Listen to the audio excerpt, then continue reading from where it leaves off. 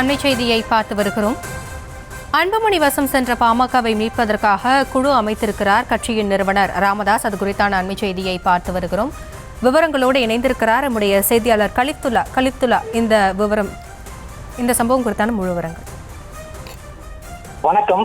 பாமக நிறுவனர் ராமதாஸிற்கும் அவரது மகன் அன்புமணிக்கும் இடையே நிலவி வந்த மோதல் போக்கு காரணமாக பாமகவின் அடிப்படை உறுப்பினர் உள்ளிட்ட அனைத்து பொறுப்புகளிலிருந்து தனது அன்புமணியை நீக்கம் செய்து பாமக ராமதாஸ் அண்மையில் அறிவித்தார்.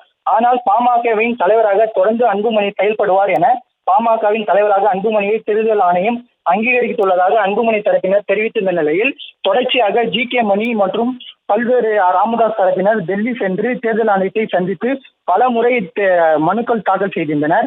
இந்த நிலையில் தேர்தல் ஆணையம் அந்த மனுக்களை நிராகரித்து செய்து அன்புமணி தான் தலைவராக செயல்படுவார் என தெரிவித்திருந்தார். இந்த நிலையில் தொடர்ச்சியாக இருவருக்கும் மோதல் போக்கு நீடித்து வந்த நிலையில் தற்போது இரு தரப்பினரும் மோதல் போக்கு நீடித்து வந்தனர்.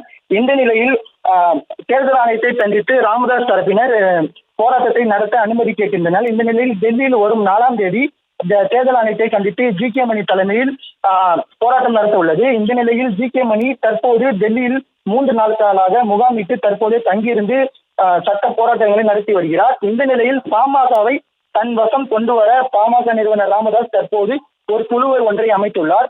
அந்த குழுவில் பாமக பொருளாளர் மன்சூர் ஹுசைன் உள்ளிட்ட முக்கிய நிர்வாகிகள் இடம்பெற்றுள்ளனர். இந்த நிலையில் தற்போது பாமக தன் வசம் கொண்டு வருவதற்காக குழு ஒன்றை அமைத்துள்ளார். இந்த நிலையில் தற்போது வழக்கு விசாரணை தொடர்பாக இன்று 3 மணி அளவில் தற்போது டெல்லியில் உள்ள உச்சநீதிமன்றத்தில் பாமக நிறுவனர் ராமதாஸ் விசாரணை நடத்த உள்ள நிலையில்